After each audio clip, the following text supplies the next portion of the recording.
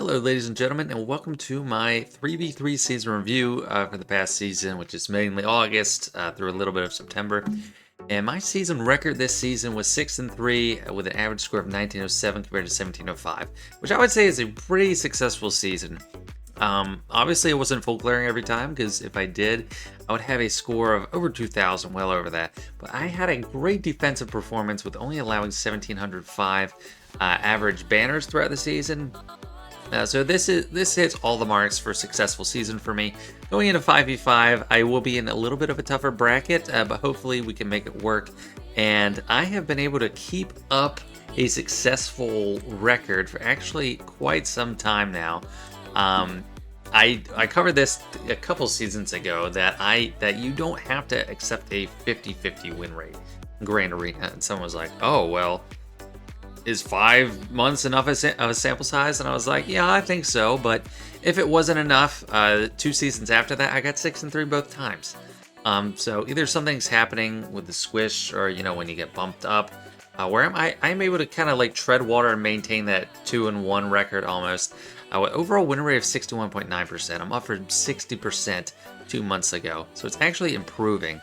And that makes a big deal for crystals. Like every win for me is like an extra 700 crystals compared to a loss. So massive impact.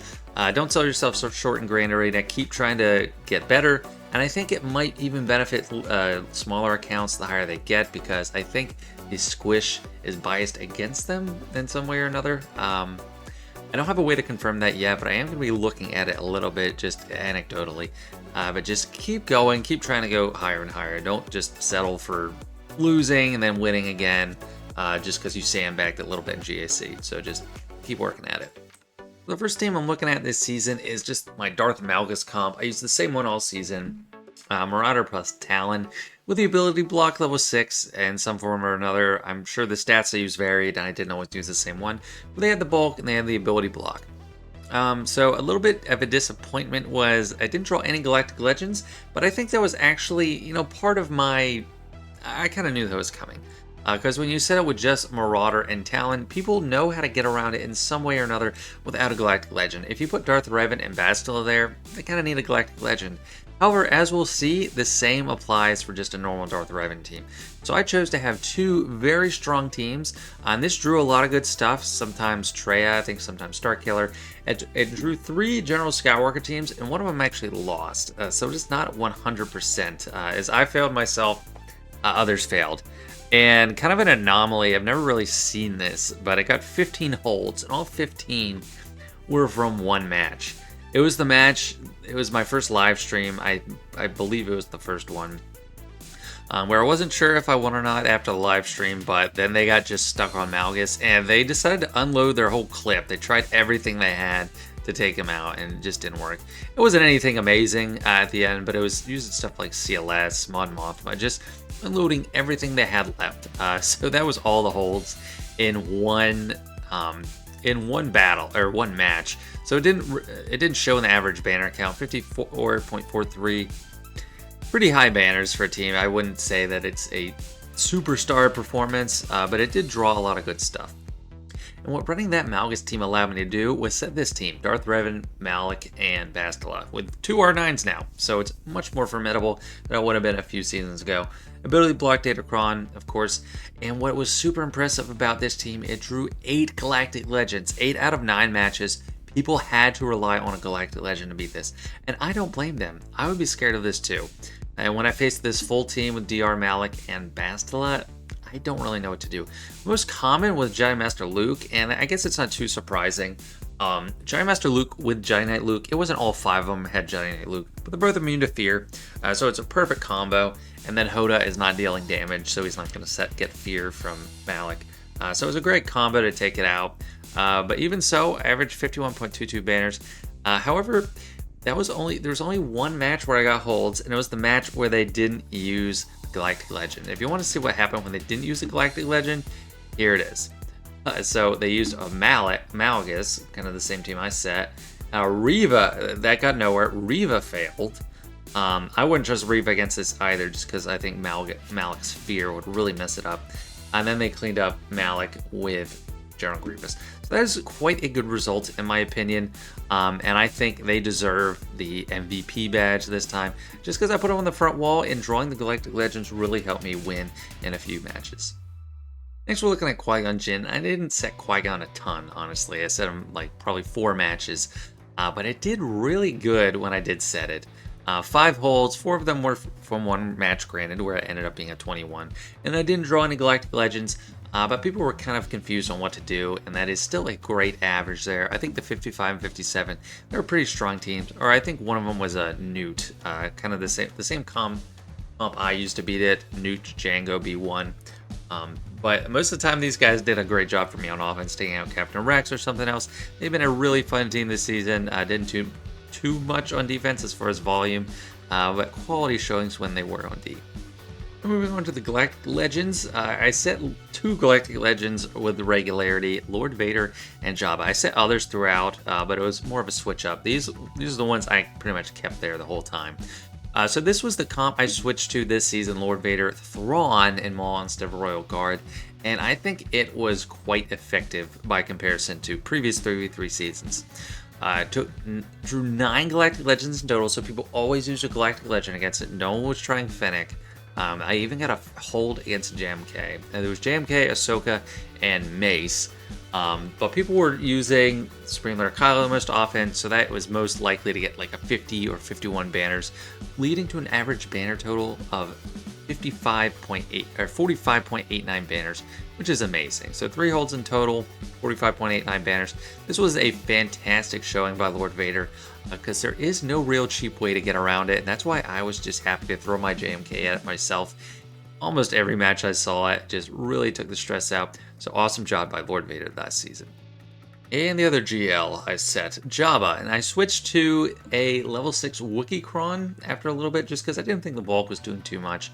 Gave them a lot of extra damage, some protection up on Boosh. I don't know how impactful that was, but this Wookiee... I set the wrong one with it, actually. This is what I had set at the end, but I wanted to have the 75% damage reduction, so I think that was a mistake towards the end. Next season, I'm definitely going to switch to that 75% damage reduction, but this is what I had there. There's definitely a mix-up on my part.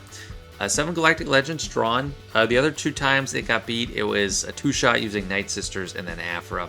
But the most common was 4 JMKs. Got 2 holds total. That was the Night Sisters just getting rid of the sides. But that helped get an average banners of 50.55, and that's much lower than last season where people just straight up use a Galactic Legend every time. I personally am not a fan of Night Sister 2-shot because I just don't like 2-shots in general. But if other people want to do that on my Jabba, I'm more than happy to have them do that. Next up, we got Zorii. I set her with the bulky Kron, some good defense, a little bit extra damage. Team didn't really do anything special. I got 1 hold, which... Other than that, it was pretty clean wins, as you see a lot of 57s, 56, and a 54. Didn't draw any Galactic Legends, but it drew some good stuff. I mean, people mainly used Starkiller or I think Giant Revan comps against it, and that's fine. I mean, those are great teams. They're not like world-beating teams, GL-beating teams, but this is a solid defensive team, and on offense, I don't really know what I would do with it, but just something really solid to place there and take up space. It was a great front wall team for me, and sometimes it took counters that would have been useful in the back, and they didn't have it available anymore. So in 3v3, Zorii is not someone that I think is just super incredible, but definitely a solid defensive team, even though the numbers might not show it exactly. However, a team that was super solid, in my opinion, were the Tuskens, and I had my own fair share of difficulty with them.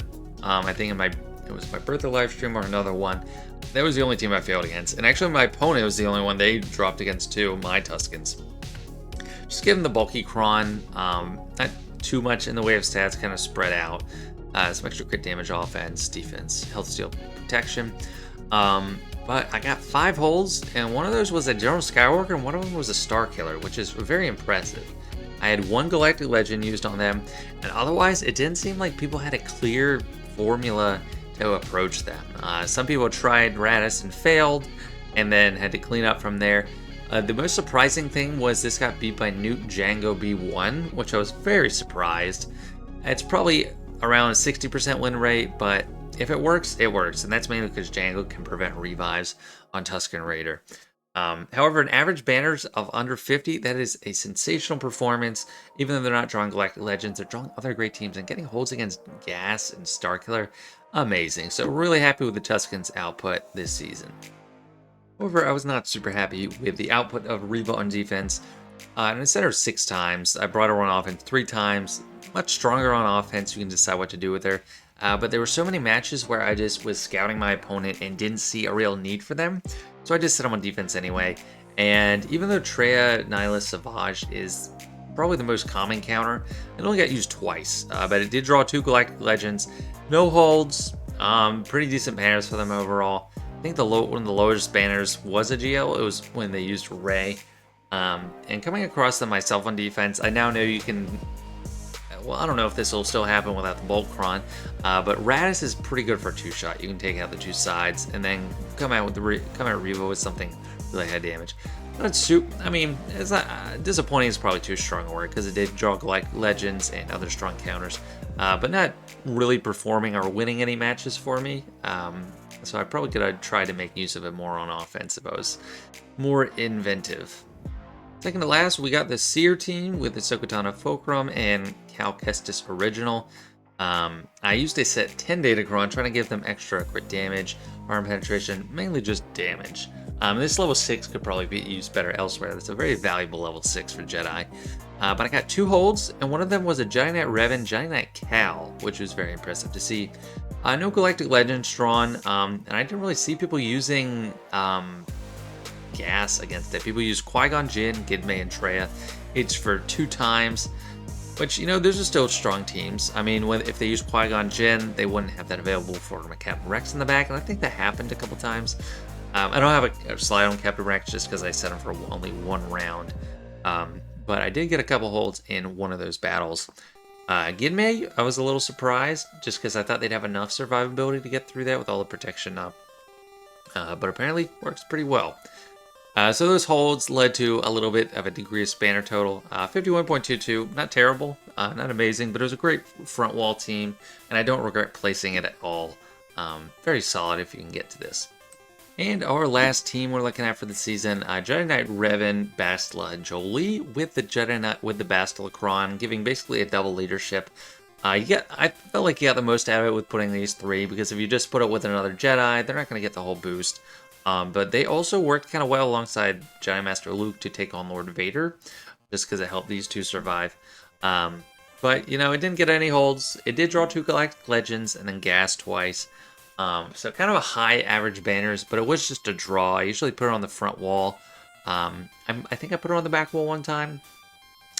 But, you know, not show-stopping, but I think it contributed to some of my victories. I did set it more often than not, because a lot of times I felt like I had too many Jedi on offense, and I didn't really know what to use them for. They did work well on offense for me one time, but I tried them, Jedi Knight Luke, at one point against Tusken. Yeah, I think in the birthday stream, Jedi Knight Luke against Tuskens with Jedi Knight Revan and Bastila, and it did not work. So that was disappointing, so might as well throw him on defense. I can't say super proud, but not super disappointed either. Just kind of trying to make use out of these great Jedi when I wasn't going to make use out of them on offense. That's it for this season's review. Hope you learned something about 3v3, even though you'll probably forget about it by next 5v5. Don't forget to like the video if you enjoyed. Don't forget to sub if you haven't already. And keep working at getting those wins in Grand Arena, because they definitely pay off big time. Alright, see you guys.